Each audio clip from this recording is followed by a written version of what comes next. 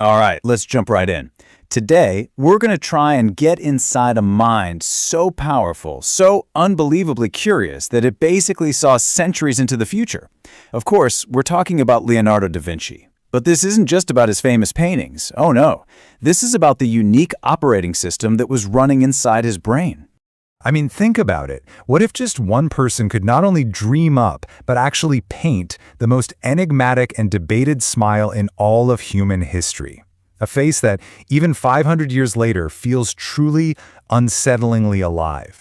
And what if that same exact person, with no computers, no modern physics, nothing, could sketch out these incredibly detailed designs for flying machines, for helicopters, even parachutes? A full 400 years before the Wright brothers ever even got off the ground. But here's the real kicker. What if his greatest invention wasn't a machine or a painting at all? What if it was a new way of thinking, a way to completely redefine what it even means to be curious about the world around us? Now that is the real question we're getting into today. You know, it's almost impossible to stick a single label on him. He was the ultimate Renaissance man, the ultimate polymath.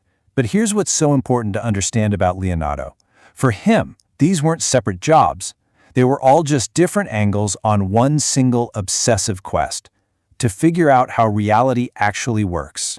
So yeah, we all know the legend, the myth of the great genius, but we're not here for that.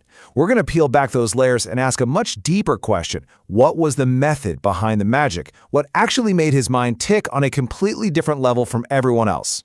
And that brings us right to our first section. See, the key to Leonardo wasn't just what he saw, it was how he saw it. In his mind, that big wall we all put up between art and science, it just didn't exist. For him, they were one and the same thing. Just take the Mona Lisa's smile. The secret isn't some kind of magic. It's a scientific technique he invented called sfumato. It literally means smoky. Because he studied optics and human anatomy, he knew that in real life there are no hard outlines. So by blurring the corners of our mouth and eyes, he created this ambiguity that our brains have to work to interpret. And that's why her expression seems to change right in front of you. And you can see this exact same approach in his other masterpiece, The Last Supper. Before Leonardo, paintings of this scene were, well, they were pretty static. Just a reverent, holy picture of saints. But Leonardo didn't paint saints. He painted a moment of intense, raw human psychology. He chose to capture that one split second after Jesus says, "One of you will betray me." And every single apostle just explodes with a unique human emotion. It's not a religious icon, it's a psychological drama. So this is the big takeaway. Leonardo's genius wasn't about being the best at a dozen different things.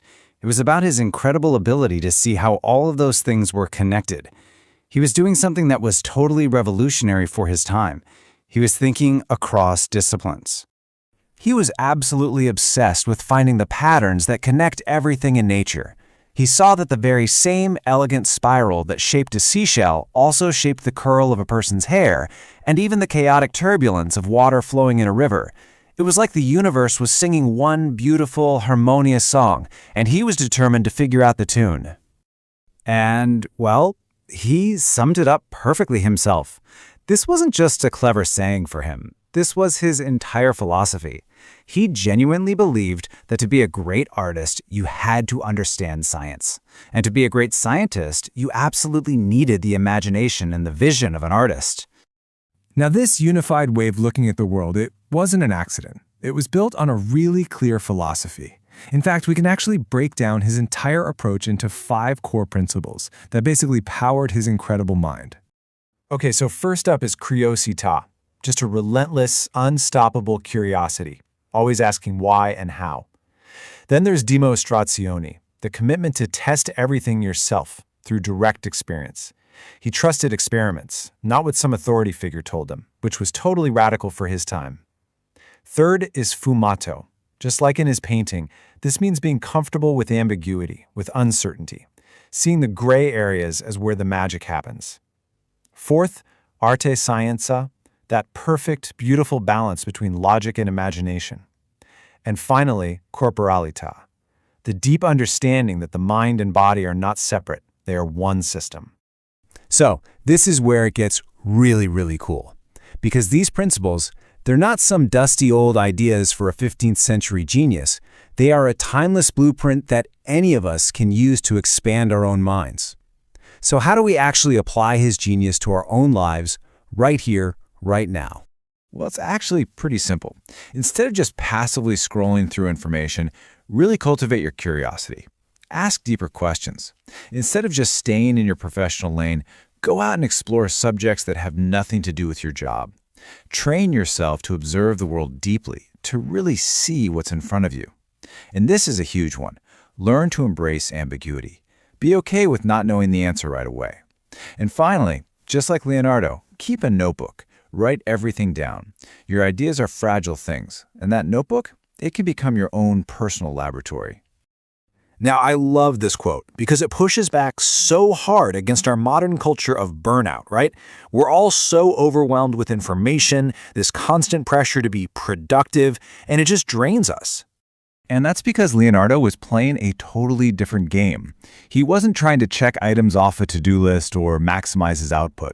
His fuel wasn't productivity, it was pure fascination. He just followed his curiosity wherever it took him, and that process gave him energy instead of taking it away. It's a huge shift in perspective. This brings us to this really interesting paradox. For a guy we call one of the greatest geniuses ever, Leonardo left a ton of his projects unfinished. Now, some critics say he just lacked discipline, but what if he wasn't chasing perfection in the first place? What if for him, the real prize was always the process of exploration and discovery itself? And that, right there, leads us to the ultimate lesson from his entire life. You know, we have this idea that genius is some kind of magical lottery ticket. You're either born with it or you're not. But Leonardo's life proves something completely different. Genius is not a gift. It's a way of seeing. It's a set of habits. It's a framework of curiosity and a commitment to always looking at the world with fresh eyes. And you know the best part about that? A way of seeing can be learned. It can be practiced. It can be cultivated by any of us. So I'll leave you with this final thought. Our world today, it pushes us constantly to specialize, right? To narrow our focus, to pick a lane, and just stay there. But Leonardo da Vinci is this timeless reminder of the incredible power of being a whole person. So, the question is, are you living as a specialist, or are you living as a curious explorer? As he showed us, that choice is entirely up to you.